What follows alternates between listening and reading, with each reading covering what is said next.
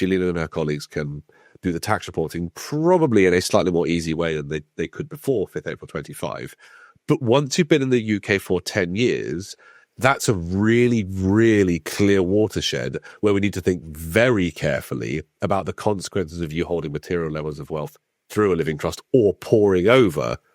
wealth into your living trust, because, you know, as you said, the difference between our nil rate band of £325,000 and the US estate tax allowance of 13.99 million means there will be a lot of Americans living in the UK whose wealth falls between those two bands, who weren't expecting to pay US estate tax and might have thought they would get an inheritance tax spouse exemption. And then when I have to come and rain on their parade to say the way that you've structured your estate plan means that will no longer be available,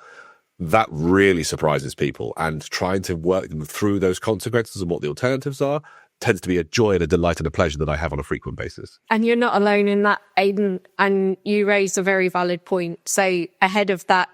watershed being reached, it's absolutely mission critical that the structure of the settlement is actively reviewed to ensure that the spousal exemption can be made available, and amendments contemplated to the trust to make sure that it qualifies for the spouse exemption. There are ways that can be done in a settlement. It's all about the interest you provide to the spouse and ensuring that it's deemed to become the spouse's assets on your death.